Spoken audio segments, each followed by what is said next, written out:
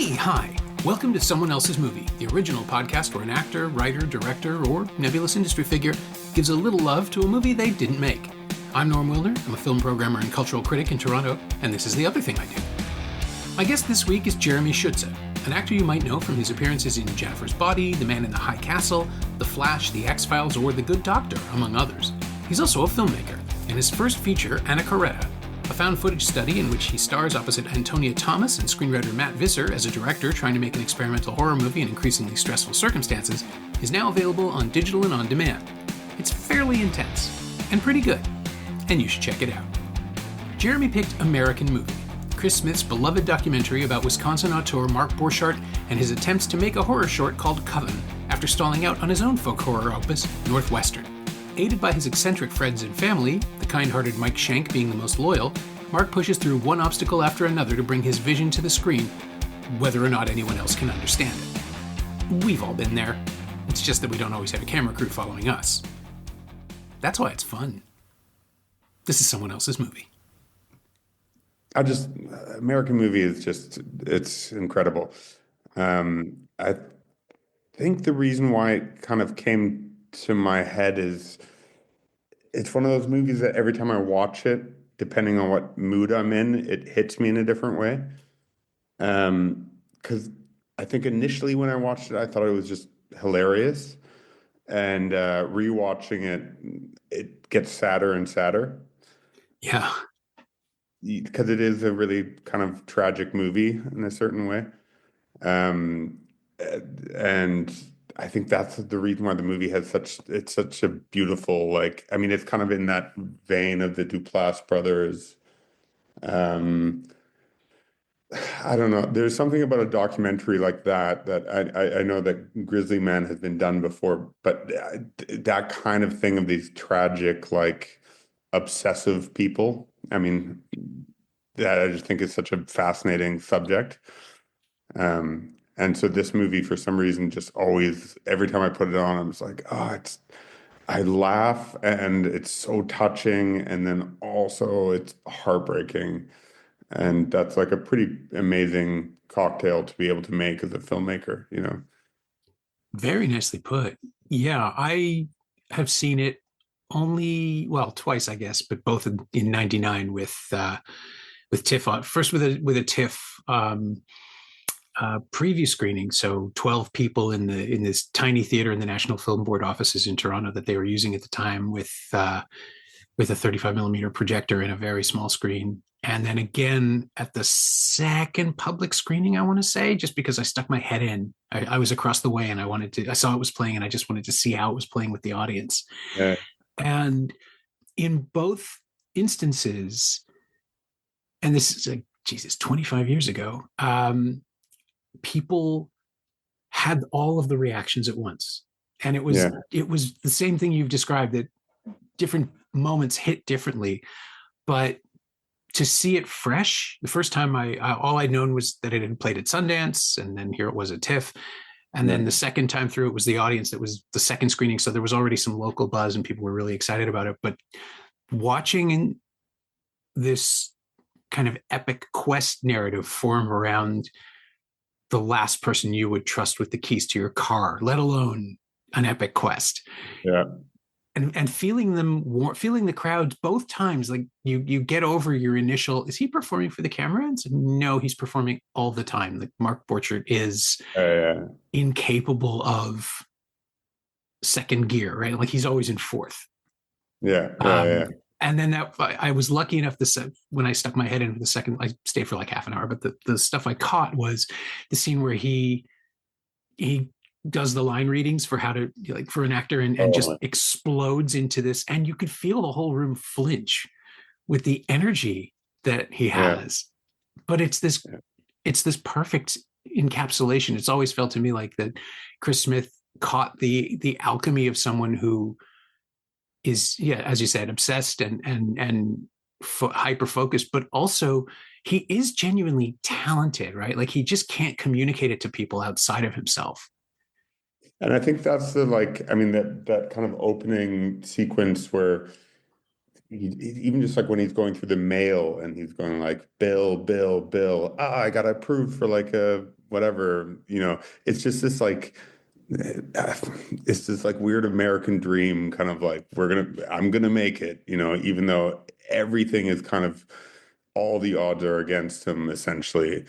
And then you just pair that with this like beautiful kind of Pinky in the Brain like relationship with Mike. Uh, like it's such a gorgeous and sad kind of pairing, but he is brilliant. Like he's so smart. He just maybe didn't have the tools to make a movie. Like I don't. It's such a tough one because I'm always back and forth with it where I'm like, is he an idiot or is he an absolute genius? And I think it lies somewhere in between. Um, Or yeah, both. I mean, he may well be like a genuine savant, right? Someone yeah, who has all the reference material. I mean, he knows what he wants to do. That's again, like with the performance, that's the thing that fascinates me the most. Is like he cannot get anyone else to understand his vision, but he realizes it so clearly in his head. yeah. He's carrying the finished film around in his brain, and it just And sorry, but the frustration that he has, like when his mom mhm. is filming the scene where he's like putting his like head through the, that like he's doing, I think it's just this idea of her being like, I think you're in the frame or whatever. And he's like, ah, God. And he's like really angry. And you're like, yeah, you're just, nobody else is on whatever level you're on. And it's very, very funny. And the only one who's actually kind of on his level is Mike, Yeah, and on a whole different level. Rest in peace.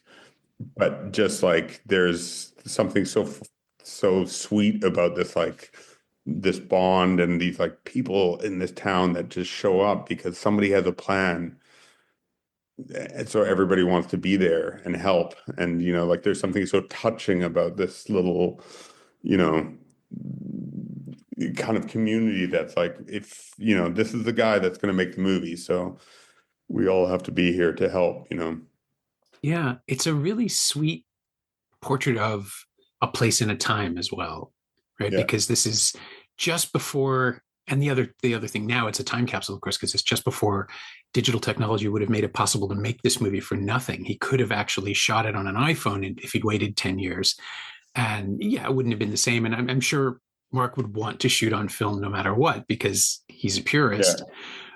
But all these things that are obstacles are about to be gone. And yeah, so you see what it takes. You see how complex it is to make even an independent, even a no budget movie costs, you know, 15, 16, 18. What was the Blair Witch Project? Allegedly $15,000 in a couple of years earlier, but it hadn't broken yet. So when Mark is working on Coven, he's ignorant of it. He doesn't know that this other thing is coming, and it's exactly the same mind that he's digging in, right? Like it's folk horror, it's legends and mythology and kind of a way of getting an audience to accept a lack of effects and a lack of showmanship. Like the yeah. crudity, the intentional crudity of Blair Witch is the showmanship. And Mark doesn't know about any of this. And a year later, he would have been able to market it to people as, oh, it's like Blair Witch. And everybody would have instantly known what he meant and gotten on board. And he could have gone off and done whatever he wanted. But you'd have like a collective starting point. And I don't know that he's using, like, he clearly doesn't have lookbooks or anything. He doesn't know how to describe things to people, but he seems to be working on like a Wicker Man kind of thing, like a folk horror aspects of it, or clips of British horror movies that he watched as a kid that have all turned into this thing in his mind. And that runner, for me, watching him almost get it right in so many ways and all like so close to the thing that's happening around him now in retrospect, is the most interesting thing to me about the movie. Although yeah, absolutely, the relationship stuff is like, yeah, Mark and Mike Well, I mean, are that's exactly the thing too. Like I keep just wanting to. I'm rooting for him the whole time, mm-hmm. and I think that's the thing that's like essentially tragic is that I'm not sure what Coven looked like, and the fact that he's pronouncing it Coven was also confusing. There's so many different like characters too that show up, like. I don't know the name of him, but like that lead actor, Don or something, that like really pretentious, Yeah. like, kind of like just real ass. I feel like there's just so many funny things that pop up in that movie where I'm like, this is what everybody goes through in making a movie, essentially. And you have to be kind of monomaniacal to just kind of to finish it. And I think the sad part of it is that the movie doesn't really necessarily come out the way that I'm guessing Mark wanted to, but it's such a beautiful concept, and like this idea that Uncle Bill is your producer, this like crazy old man is also, Increasingly deteriorating and yeah, and like really sad, and just the way that he's kind of being treated, and the way that there's like manipulation and how they're getting the money from him. It just seems like such a funny, like a pinhole into what real movie like making looks like. And this one is on a bigger scale, like not this movie, but I mean like just in general that like there is this idea that this guy wants the American dream, and unfortunately it hasn't found it. yeah, the sense too that all he has to do is make his movie and then everyone else will see, understand, accept. But then the fact is, when he did inherit the money to make Northwestern, he never Yeah, finished it. Like yeah, the film ends with this optimistic moment where he has $50,000 and he's going to complete this feature film that's been a millstone around his neck, and it's 25 years later, we'll never see it. It's yeah, yeah, there were updates here and there every few years. I think the last one, well, according to Wikipedia, the last one was like 2012, where he said he had most of the footage, and it's just like, dude, you're you're never never gonna gonna make this thing. Do something else, please. Save yeah, yourself. But that's yeah, part of him, right? Like the sense that it has to be. I think maybe this too is why it's become such a cult item among filmmakers and critics specifically, because we all know what it's like to want something to be perfect, whether it's an yeah, essay or a review or a feature. Um, the sense that, well, I don't know who said it. It's this, I've quoted it a million times. That the idea that a movie isn't completed, it escapes. It's yeah, you release it when you hit your ultimate deadline, and that's it. You have to walk away. Or George Lucas going back and tinkering with stuff every time there's a new edition of Star Wars, a new master. yeah. He'll change something or tweak Like something. art isn't finished, it's abandoned. Right. And Yeah, that feels like he never actually wants to finish this movie. He just wants to work on this movie for the rest yeah, of his life, yeah. essentially. It's like a Schrodinger situation. As long as no one sees it, it's It's perfect. perfect. Yeah, yeah, yeah, totally. Yeah, that's exactly how I feel. I mean, again, the last time I watched it, I was like, oh, it's so much sadder than I kind of like remembered it. I, for Mhm. some reason, thought it was always this like brilliant kind of comedy, not comedy, but like something about it just felt a little bit more uplifting. And the last time I watched it, I was like, oh, this is like a pretty sad state of what America looks like, not just in general, but like also just, yeah, yeah, it hit me in like a different way. Um, but then there's still moments. There's a line in there that I just always love when Uncle Bill is like, I think he's like looking through letters, and he does a thing where he's like reading a poem about his wife that passed, and was like, I'll visit your grave every day. Not every day, some days when I find it. And Yeah. you're like, oh God, that's just like the saddest sentence I think I've ever heard. But yeah, it's like it's such an interesting concept too, because I think that it feels like that thing of just pushing the boulder up the hill always, with like filmmaking. And he maybe is like a pretty drastic version of it, but making a movie is tough. Like it's just tricky. And so he like is this like perfect embodiment of like, yep, that's you're going to be doing this for the rest of your life, essentially.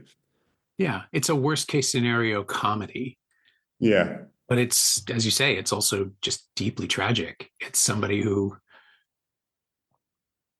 had, I mean, I truly don't know. Everybody says that, and I believe it, you're only a couple of people away from getting the thing you want. You just have to find the right couple of people. Yeah.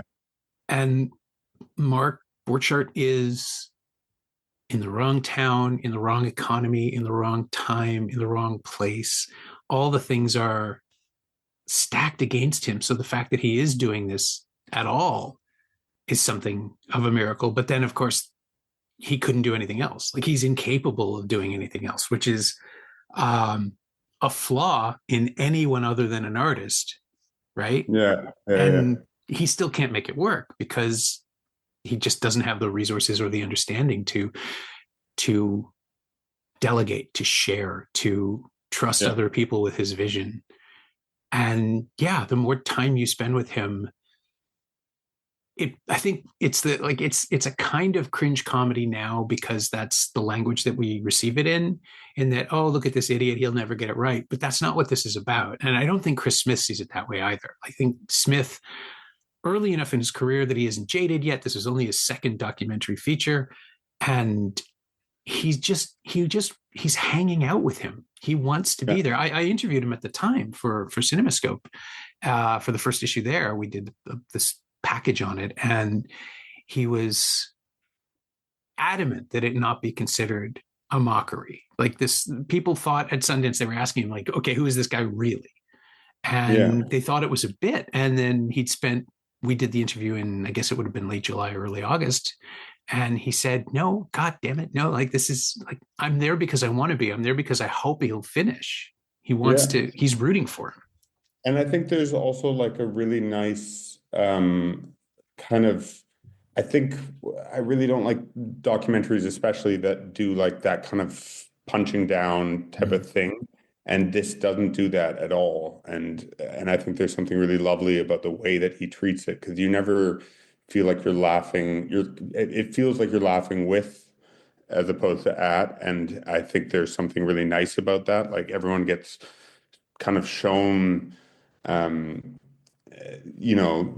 really like what life looked like in that time and how what they were trying to do and all these things. Like it never felt that there was any kind of like Grizzly Man is a great example. Like also felt like a movie that was like it is going to be funny, but we're not making fun of this person or these kind of like things. King of Kong, Fistful of Dollars, like quarters, that would be like a perfect example as well of just being like it's funny but there's still a hero in there that we're all like behind. And I don't want to like just watch something kind of more reality TV style where we're like making fun of somebody. This felt like a movie where I was like, I'm on Mark's and Mike's team and Uncle Bill and like all these people. I'm on their side. Is it still funny at times? Of course. Is it tragic? For sure. But nobody is like taking a low blow at anything. So it just felt really like, um, yeah, it just felt really real in that way. And I don't know much of Christmas work, but he did really do a good job at like doing that in a way that didn't ever feel um, like he was, yeah, taking the piss, as they would say. Yeah, no, he's not a condescending filmmaker. He's sort of shifted into well, after American Movie, he made the Yes Men documentary and then Collapse. And those are, well, Yes Men is sort of satirical, but it's about pranksters, and Collapse is a much more serious film. He took like a decade off. I'm not totally sure where he's been. I thought it was television, but it doesn't seem to be. And then he came back with a bunch of true crime stuff for mostly for Netflix, like the Fire Festival documentary and the Disappearance of Madeleine McCann series. He was an executive producer on Tiger King, um, an HBO series called 100 Foot Wave, and another HBO series on Richard Branson. And then what was the other one? He just made the documentary about Brian Johnson, Don't Die, the Man Who Wants to Live Forever. So this is what he's doing now. And he's sort of specializing in eccentricity and oddity, but it Right. doesn't have I don't think it has the layers that American movie has. I don't think we get to see the inside of the subject the same way we do with somebody who doesn't have publicists and doesn't have lawyers and is just welcoming the camera and because he believes it's going to help him finish the thing he wants to do. Yeah. And I think there's something about like, yeah, there's an alchemy there that you can't really like replicate, essentially. I think when you start to, I don't know, I think documentaries are always so interesting because it's like you have to, um, my brother, for instance, does a lot of documentary stuff, and it's about like you have to kind of find the story while it's happening as opposed to knowing the story. And I think the same way that I feel about like a biopic, I think a biopic about somebody who's still alive is not going to be very interesting. They have to be dead, and you have to be able to really judge what their life was like and all these kind of things. And I think with the documentary you have to kind of just like find the person whoever it is, and then just like follow it, and the story has to be told on its own. Whereas if you're kind of doing it while it's already finished, it's not as maybe as interesting or something, or I don't know, something about American movie just like really is that perfect. Yeah, it's that perfect mix. Yeah. Um, but again, sadder than I remember.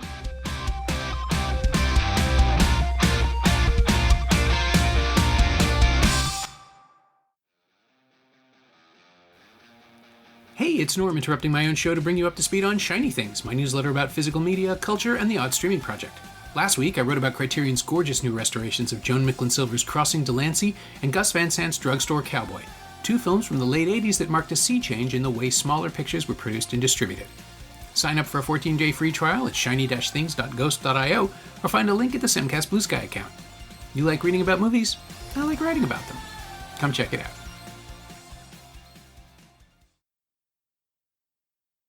I just realized I'm not sure you were saying you were talking about Grizzly Man. Did you mean Project Grizzly by any chance?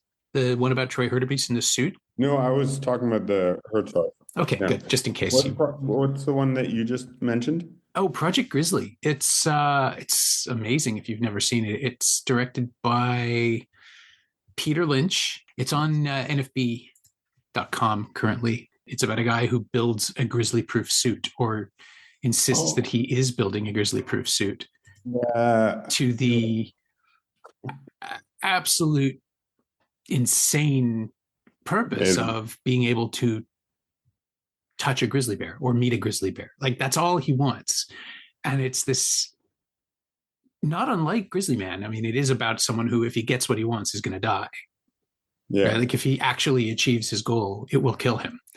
Yeah. Because you simply can't be insulated against something like this. Human ingenuity, at least on a human, on a one-to-one level, like a self-taught inventor is not going to be able to build a suit out of duct tape and football pads and pet a grizzly. The grizzly will send him through a wall. And the best moment in the film is actually a test of the suit, where he just basically rigs a log to swing down Ewok style and smack him while he's in the suit.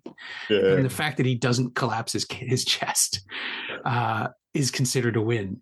But this is the guy. And Grizzly Man gives us a much sadder trajectory, obviously, right? But it is somebody whose faith in himself is the fatal flaw. Yeah. And I think that's just that's like the kind of thing that attracts me to those kind of movies, of just watching somebody do something, Free Solo or all those kind of like movies that you just watch where like you're insane. Yeah. But insanity is also unfortunately pretty fun to watch. That's why Herzog has made a career out of that. You just kind of want to watch these people do something that shouldn't be done, but try as hard as they can. And I think that stuff with American movie is like exactly the thing. You're like, dude, you're just not gonna make the movie, but I'm on your team until we don't make the movie. And that goes for all sorts of documentaries, somebody sitting in their garage playing Fistful of Quarter of King Kong or whatever, like all these things are just about like obsession, and obsession is for some reason really entertaining to watch. And, you know, it makes for a good hero. It makes for a good character. Yeah. I was going to say, when you brought up The King of Kong, that movie has a perfect narrative built in because it also has a villain. It has a Best nemesis. villain in the world. I think that guy is like incredible. I mean, he makes like the thing where he's like combing his Obsessively hair combing his and they're hair. like, Yeah. God, it's so annoying, and he's just such he's the perfect he's the perfect bad guy, and then also just the fact that I forget his name, but his wife is always just kind of like badgering him about stuff, and he's like playing. It's just everything about that movie is so like the hero's journey. It's crazy. Yeah. I realized too that um, Mark is his own nemesis for American movie. Like it doesn't need a villain. He is both the hero and the villain of his own story. But of Well, course, doesn't see it that way, right? Like he just wants to make no, something perfect. yeah, yeah, and yeah, it's a sad. It's like it is a sad movie, but it is also very like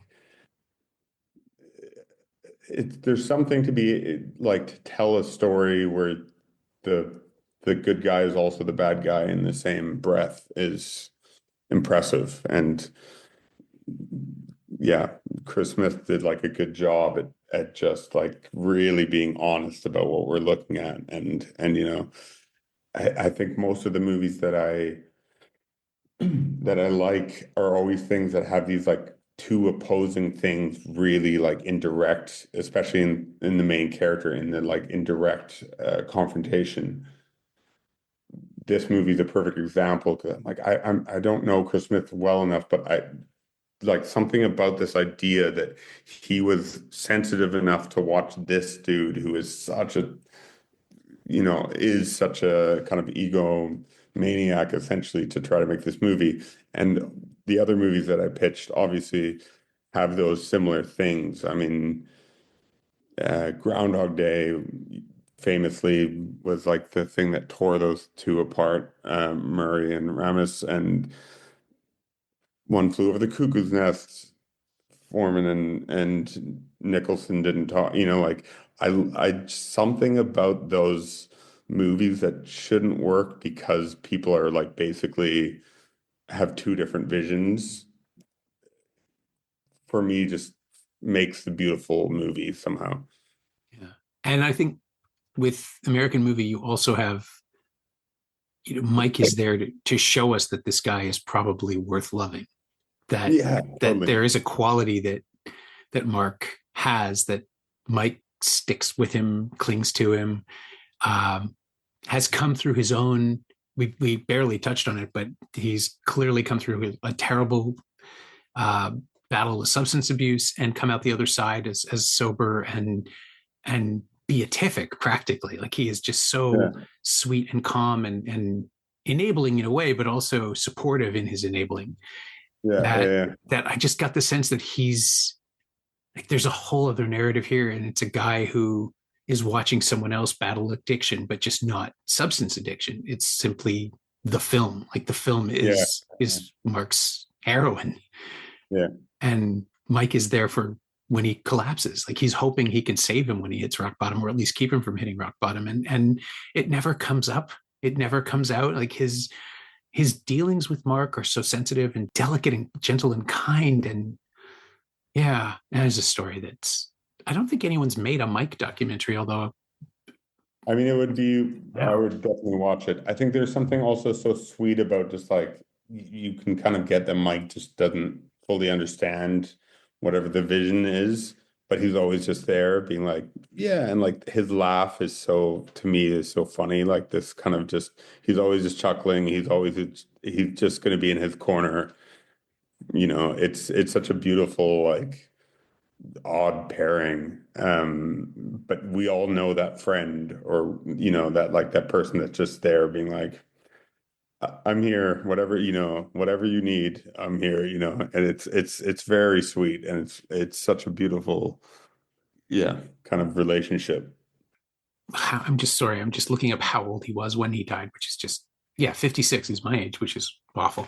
Esophageal cancer of some sort, the way he explained it. And there was a home line. That's the thing I wanted to bring up. Like, this is how oddly sweet he was. The DVD of American Movie had a phone number you could call, the Mike line, and check in with him. And Edgar Wright, Simon Pegg, and Nick Frost all did it. They all checked in with him at some point or another, which I find just really, really sweet and weird. And I guarantee you that started as a bit Yeah. and ended up becoming a genuine relationship, which is Oh, so odd for this film to create that kind of bond. And obviously, like, Edgar is Mark Borchardt, but a better communicator. Like, he is someone who is just as obsessive and just as focused and just as specific in his vision.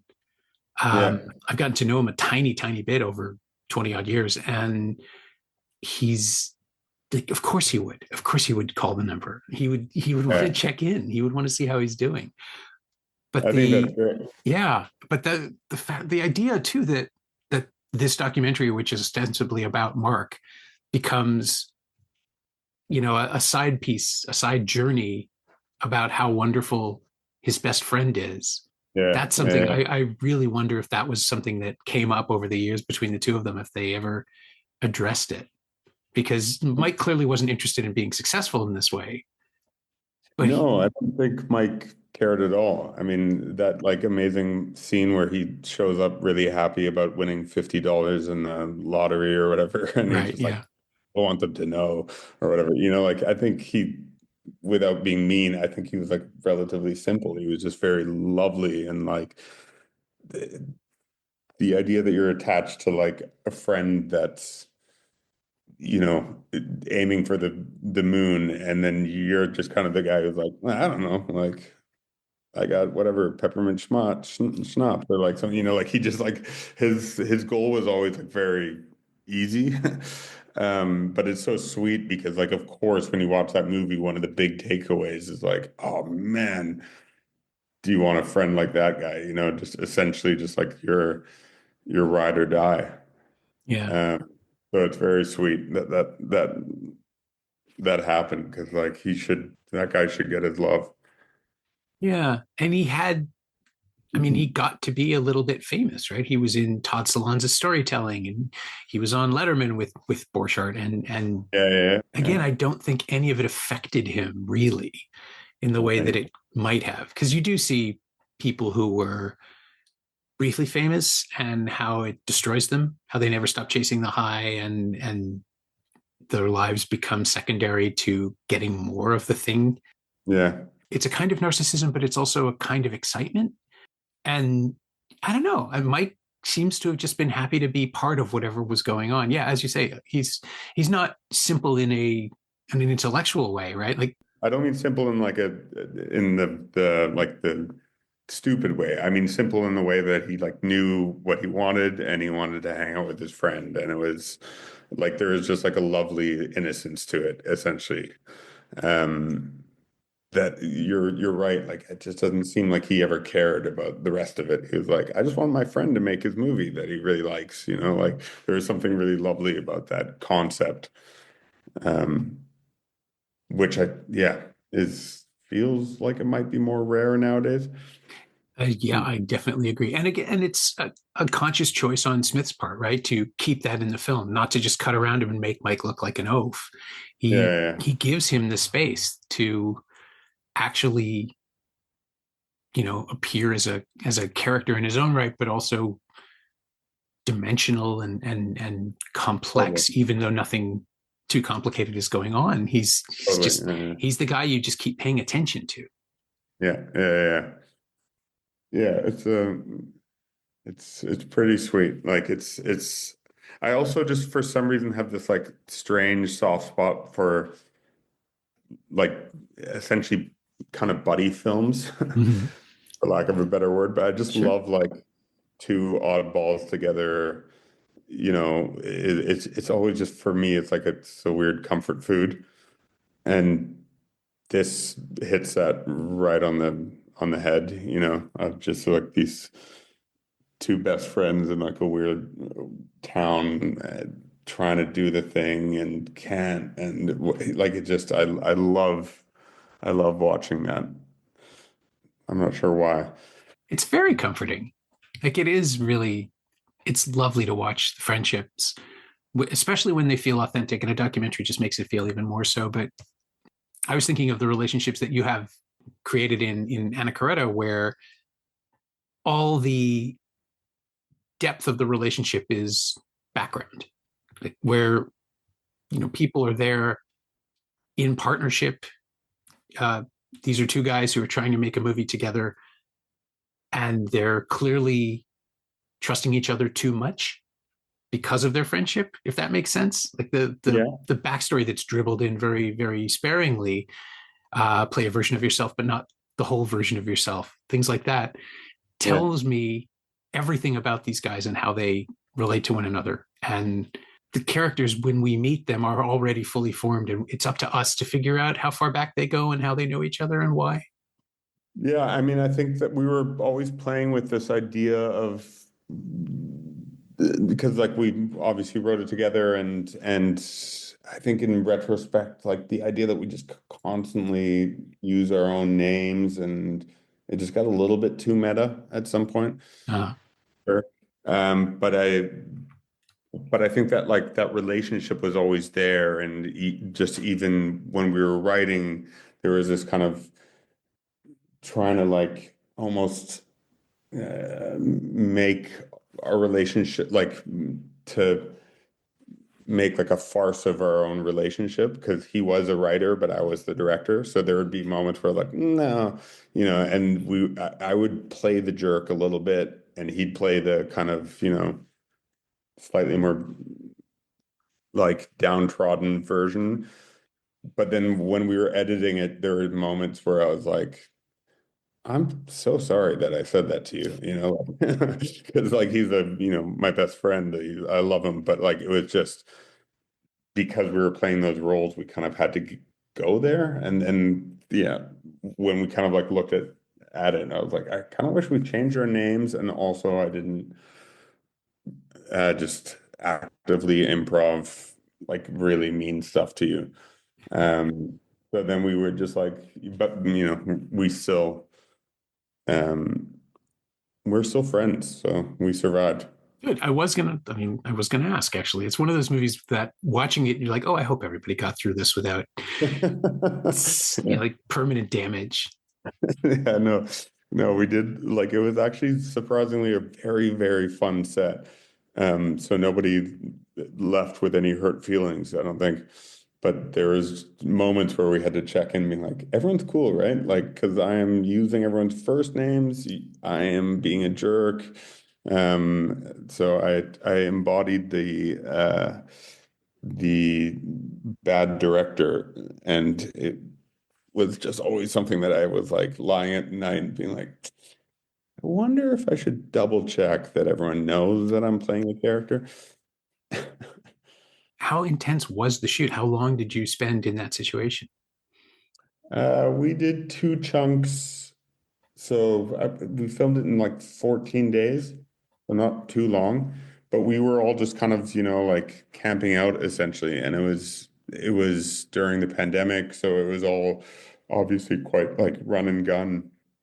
And yeah, it was really fun. There was a moment, it didn't make it into the movie, but we had a moment where I was essentially calling cut and redirecting Antonia to like talk about how she met me and how like I was more handsome or like something. Right. And we were doing this, and I just thought it was a very funny like kind of bit. And then after, we heard like one of the ADs basically being like, wow, Jeremy is a real insecure jerk or something. And I was like, oh, okay, we need to have a meeting. So we had to basically just like get everyone together, being like, guys, when I call cut, there's a chance that I'm going to say something really annoying. it's not me. It's like me being the director, being the, so I was basically, yeah, I was basically Mark filming American movie.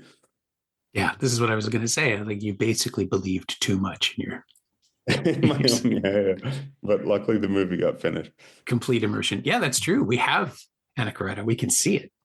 Yeah, yeah. Whereas, Coven went missing for a while. It wasn't on the Blu-ray, but then it's on the 4K apparently. So whatever issues they were having have been corrected. That's why I still have the DVD. I'll never let go of that one, just in case somebody pulls a Lucas on it. Yeah, nice. Yeah, I could see Mark wanting to expand it into a feature at this point. He must have the footage. He has to. Like, how could you spend this amount of time and not have a feature at least? I mean, it was our joke on Anacoreta because we were just always filming everything, obviously. And I'd always be like, "Do you have the footage?" And he's like, Ben Gulliver, who was filming it, was always going like, "Yeah, you have feature length footage. You don't have a feature." And I was like, "Oh, that hurts." And it was true that we had to really figure out how to make that. But it felt like one of the things of just like you were saying, the fact that we can just now do this stuff for so much cheaper. You have this like access to this technology that Mark just would never have had filming on black and white, whatever the hell he was filming on, like that would have been very expensive. Yeah. I wonder if he Well, would reject digital now. Like, I'd love to catch up with him and find out what his feelings are about how or if he should ever have graduated to digital tools. I could see him being an old schooler. I think he would stick with it. I think he would just go full, like, it's still, because even the black and white at that point was like, that was already a little bit old school. Mm. He didn't have to commit to that. Like, I don't think, I think he could have transferred over and maybe finished a movie. Yeah. This is the thing that I think about in my own ambitions, right? Like the higher your aspirations, the greater the chances of never realizing it. So it's almost safer. Yeah, yeah, yeah. But Almost some, perfect. yeah, perfect is the enemy of the good and all of that. But I don't know. I hope someday there is a release of Northwestern in some form. I just like think of it as a dare now. He's been working on it since 1990. Yeah. Yeah. I dare. That's a great way to think about releasing something. I dare you. Let's hope that he does. Yeah, drop the gauntlet and run away. Yeah, yeah, exactly. My thanks to Jeremy Schuetze, who directed and co-stars in Anacoreta, now available on digital and on demand. Thanks also to Alia Stationwala. She knows what she did. You can find Jeremy on Instagram at Jeremy Schuetze, all one word, and you can find American Movie on 4K and Blu-ray from Sony Pictures Home Entertainment. It's also streaming on Prime Video, the Roku channel, Pluto TV, and Freevee, and available to rent or buy on various VOD services in the US. It's not currently streaming anywhere in Canada, though, which is weird. You can find me on Blue Sky at Norm Wilner, and you can find this podcast there at Semcast, S-E-M-Cast, and on the web at someoneelsesmovie.com. The first year of the show is still available for just $20 at payhip.com/semcast. That's the first 52 episodes of Someone Else's Movie, 41 of which aren't currently available anywhere else. And check out my newsletter, Shiny Things, at shiny-things.ghost.io. I think you'll enjoy it. Our theme song is by The Last Year. If you like it, or the show in general, please say so. Leave a review wherever you've been listening. Every little bit helps. It truly does. And check out the other shows on the Frequency Podcast Network while you're doing that. Stay safe, watch movies, wear a mask if you go out, get the new booster as soon as you can. I'll see you next week.